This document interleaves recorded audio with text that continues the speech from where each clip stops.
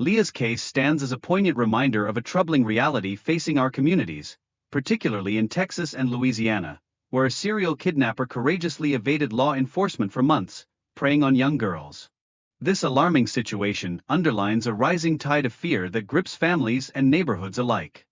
In the wake of Leah's disappearance, her family and community rallied together with determination and hope, launching extensive searches and heartfelt outreach efforts. The public pleas from her parents showcased a deep connection and urgency that resonated across the community, demonstrating the unwavering spirit of support in times of crisis. Leah's eventual rescue, while a moment of relief, uncovered the layers of psychological trauma she had to endure. Her journey underscores the lasting effects that such harrowing experiences can have on young victims, reminding us all of the resilience of the human spirit in the face of adversity. In a world where safety can sometimes feel elusive, NordVPN steps in with essential features like threat protection, offering robust safeguards against malware and web trackers.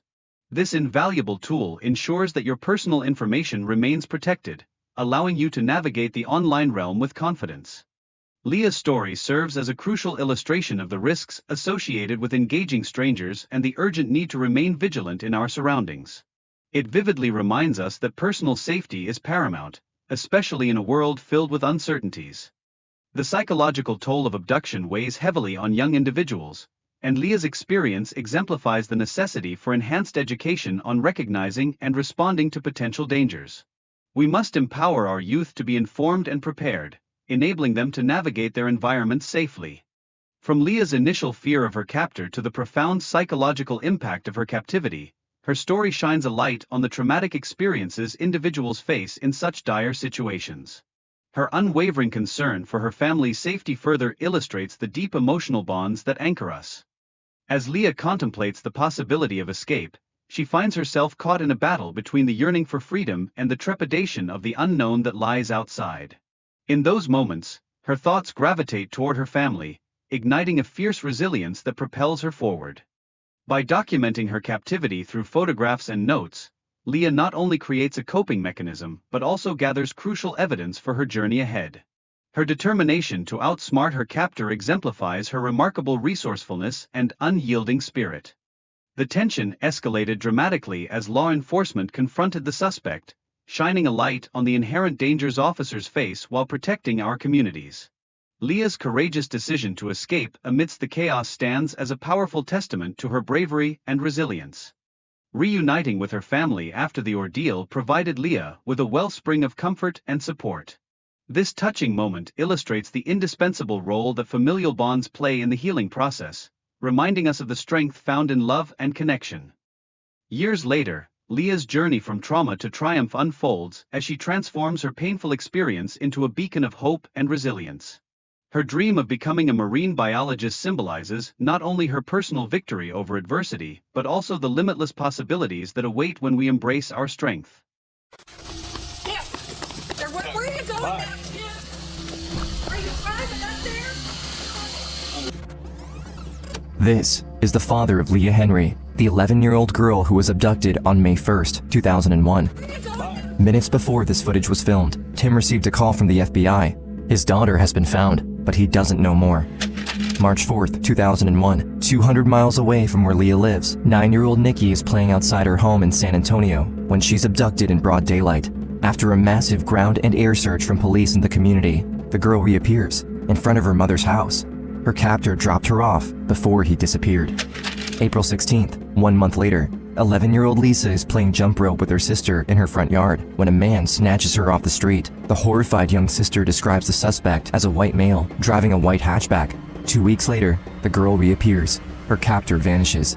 In 2001, a serial kidnapper is terrorizing the states of Texas and Louisiana, evading police for months, hunting children where they live. But on May 1st, 11-year-old Leah Henry will become the last victim of this predator. She will forever be known as the girl who escaped and brought him down. The year is 2001. In the suburb near southwest Houston, 11-year-old Leah lives a normal and happy life with her loving family. Excited about the end of the school year, she's unaware that since the month of March, there's been a growing number of kidnappings in the neighboring cities. May 1st, 2001. At around 7:30 a.m., Leah gets on her bus, excited about getting to class, as there will be a celebration that day. It's 5 p.m., and Leah's mother calls her dad in a panic, worried that she hasn't come home yet. They check with the school, call her friends, drive around the neighborhood, but their daughter is nowhere to be found. One neighbor claims he saw Leah earlier that day, getting into a car with a man. Police are called, and relatives join the search across the city. May 2nd, Leah has been missing for almost 24 hours. The FBI joins the search, and Leah's parents go on television, begging the public for help. Nearly 200 volunteers flood in and form a ground search. Police find out about 2 previous kidnappings with eerie similarities to Leah's case. A white middle-aged man driving a white hatchback is hunting girls between 9 and 11. But the abductor has been evading police for months, and they still have no idea who he is. With every passing hour, the likelihood of finding Leah alive decreases. May 4th, it's been 3 days since Leah's abduction. At around 11 a.m., Leah's father Tim gets a phone call from the FBI. Where are you going now, Tim? Are you driving up there? More than 250 miles away, at the Kerr County Sheriff's Department, Tim and his family are escorted into a secure room, where they learn the incredible news. Leah Henry has been found, alive, but visibly upset. The whereabouts of her captor are not yet disclosed to the family. As she is brought home surrounded by her parents and her big sister, a cheering crowd awaits her safe return. The young girl is smiling, yet her eyes hide the truth of what happened to her. As the news of her rescue is broadcasted to the world, only she can shed light on the nightmare she just went through. But before we hear her side of the story, there's something you should know. A few months ago, we covered the story of Christine Belford, the first victim of cyberstalking leading to murder in American history, when the Matusewicz family hired friends and neighbors to stalk the single mom. That story showcased the terrifying truth of online privacy, that we never know who has access to our information online. Predators are finding new and clever ways to get your personal data, and with new technologies like AI, it's becoming harder than ever to keep up. This is why Unseen has partnered with NordVPN. Behind every new true crime story Unseen delivers, there's hours spent scouring the internet, searching sketchy websites, putting our identity at risk. NordVPN allows us to do that with a clear head, free of worry. We want to give you the same opportunity to protect yourself against online criminals. By clicking the URL in the description of this video, Unseen is offering you the chance to save big on your next 2-year subscription, while also giving you 4 extra months. NordVPN is more than just a virtual private network. With features like threat protection, it defends your device against everyday cyber threats like malware and web trackers, which secretly collect information about you. With NordVPN, your digital fingerprint is safe. Click on the link below to get the Unseen offer at NordVPN. If you don't like it, you have a risk-free 30-day money-back guarantee. Now, back to Leah Henry. Her story begins on May 1st, as she arrives home from school. When my bus driver pulled up to my stop, I started to walk. A white car started to approach, and a man asked me if I babysit. Leah knows not to talk to strangers, so she politely says no and continues to walk home. A little further down the street, as she begins to see her house, the man pulls up onto the sidewalk in front of her, his car blocking her from reaching the other side. He asks her if she would like to meet his children. He was in normal clothes, he had glasses on. He was very friendly, nice to me. I felt like I was just with a normal dad, that dads were okay. After a few minutes of conversation, Leah accepts and gets into the car. As he drives off, the man reaches over her and breaks off the door handle. Leah is taken aback. She can feel something is wrong, but she's only 11 and can't yet figure out what the man's intentions are. As soon as he pulls into the back alleyway of the local restaurant, I knew something bad was happening. I felt like I was going to be hurt. The man pulls out a gun and duct tape and begins to tie her ankles together, her hands behind her back and her mouth shut. Then he orders her to duck down before driving off again. For what seems like an eternity, Leah is crouching in a car with a stranger, helpless, each minute getting further and further away from her home, and her mind is racing, terrified of what's going to happen next. She can't see outside, but the dying sunlight has disappeared hours ago. Finally, at around 11 p.m., the car stops. From what Leah can see, they're in the middle of an open field, in a parking lot on the side of a highway. No one around can see what's happening inside the car. He told me to crawl in the back, take my clothes off.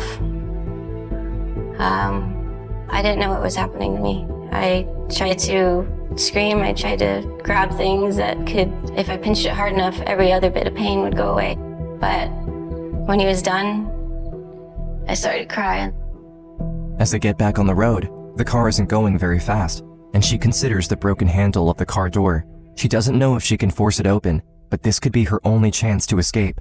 With her hands still tied behind her back, she throws herself at the door and scrambles blindly to try and open it. To no avail. The man sees her attempt and calmly tells her, "You'll pay for that."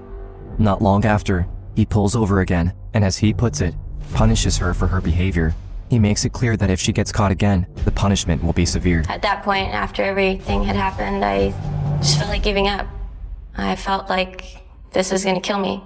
Late into the night, Leah can see the man driving up to a small hunting cabin. He then makes her walk inside at gunpoint and ties her hands above her head, this time with rope. He places the gun on top of the TV and deadbolts the door. And again, he forces himself on Leah. He started to hit me and beat me, and I couldn't do anything. And I had nobody around to be there for me. I remember falling asleep, still tied up. On the first morning of her captivity, Leah wakes up as the man is tying her up to a table with a zip tie. He warns her that if she tries to escape, he would go after her family, or he would come and find her. After her punishment the night before, Leah is scared to death of what would happen if she disobeyed. And then, the man takes off, bolting the door shut from the outside. Leah is now alone, tied up, in the middle of nowhere. She tries to remove her binds and figures out how to wiggle out of the zip tie. Now free to move around the cabin, she considers leaving through the window, but fear takes over. I was too afraid of everything outside of the cabin, thinking that everyone in the area was like him, or that if I was found, someone else would hurt me, and it would be worse. At that time, I started thinking about my family. Leah can't imagine what's going through her father's mind. She is crushed at the thought of her parents worried sick at home, searching tirelessly, and never finding her. I wanted them to look for me, but part of me didn't want them to hurt. As the sun begins to set on May 2nd, the man returns. Leah hears him pull up on the driveway and quickly gets back into her binds. I remember him bringing home a newspaper that had my sister on it. And she was staring at it with this empty look, and all I wanted to do was comfort her. The heartbreaking picture also comes as a relief, knowing that her parents are doing everything they can to find her. The man taunts her, telling her they will eventually give up, but he only fuels her determination. I held on to the fact that they were looking for me, that if they can fight, I can fight. Leah makes the decision that she will do everything she can to make it out alive, but she knows she's dealing with a sick and twisted mind, so she will have to do everything he asks until she is free. On the second morning, the man leaves again, and Leah wiggles out of her zip ties again. This time, she takes out the camera that she has in her school bag. I think that's the first time I decided that I needed to make note of everything that was happening to me, because if someone was gonna find me, they needed evidence. Leah takes pictures of everything: the inside of the cabin, the bruises on her body, the place she is tied up at, the surroundings outside. She also takes out her agenda and begins writing down in detail everything she went through. She might be too weak to fight him off, but she can outsmart him in her own way. When the night comes, the man returns to find Leah back in her zip ties. Leah knows what is waiting for her, that like the previous night, the man will do unspeakable things to her, but she needs to stay strong for her family. On the third morning, Leah wakes up to the sound of ruckus outside. She's alone, but doesn't dare move. After an hour, the man runs back inside and tells her to put her clothes on and grab her stuff. They're leaving. I didn't know what was going on, but I knew he was feeling closed in on. The newspapers kept telling us that they kind of knew who this guy was. The man puts a pillowcase over her head and guides her out to the car. All she can see is sunlight shining through. He sits her in the back of the vehicle and starts the car. I'm sitting there wondering what's about to happen to me. Is he gonna take me somewhere? Or is this about to get a whole lot worse? At that moment, Leah hears tires rolling up on the gravel. The man gets out and tells her to stay quiet. Leah has no idea what is happening outside and who is coming up the driveway. I received a call from dispatch that somebody thought they might have seen the suspect vehicle. Sergeant Beleder of the Kerr County Sheriff's Department investigates the tip, bringing him to an isolated cabin in Kerrville, nearly 300 miles from the city of Houston. When I got down the road, I saw a vehicle, but it wasn't the right color, and it had the wrong license plate on it. Beleder knows to look for a white hatchback, yet finds a red car parked down the driveway.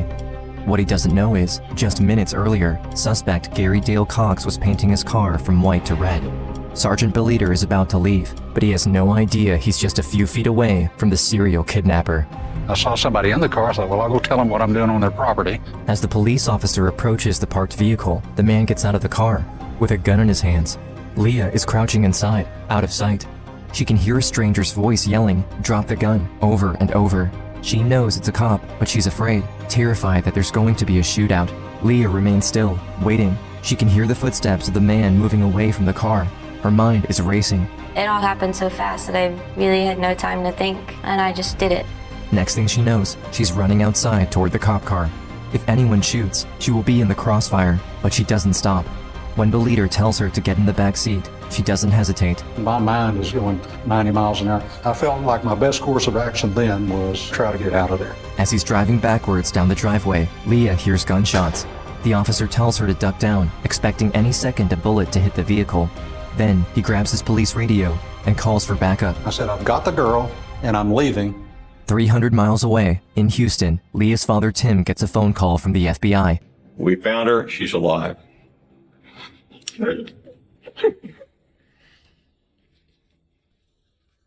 I dropped the phone.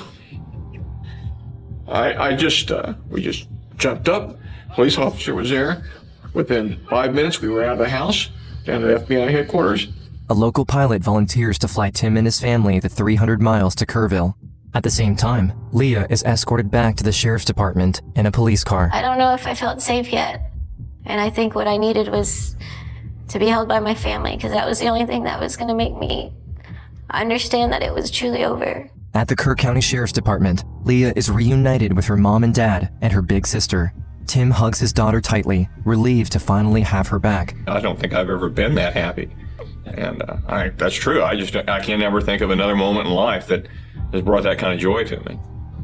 I remember giving her the longest hug. She's here. I still have my sister here. Leah's sister, whose picture gave her strength in her darkest moment, regains her smile. Leah is finally happy. Just a few miles away, Sergeant Beliter and the entire county police force are closing in on Gary Dale Cox's cabin. As it turns out, Cox took the easy way out. Once we went up and approached the house, we found the suspect lying outside beside the passenger side of the vehicle with one gunshot wound to the head. It's good that he's not around anymore, that he can't do that to anyone else. But I really wish that I would have had a say in it and that he would have hurt as much as me and the other girls hurt. When we drove up to my house, there were so many people, so many people. I had an uncontrollable smile on my face, literally. And everyone was showing me so much love and support. I am extremely proud of Leah after everything she's gone through. She's really pushed herself to be successful and happy. It's been 22 years since her ordeal, and Leah Henry has taken back her life. She followed her dream of becoming a marine biologist and continues to share her story with the world. My life actually feels complete and happy and something worth living for. Leah Henry's journey is one of hope and resilience. At just 11 years old, she looked evil in the eye and survived. It's really important that people realize that life is scary sometimes, but that, there are ways to recover, there are ways to get through things, and there are ways to help yourself understand that you don't need to give up. And I was so set on getting home back to my family. It was going to happen, no matter what.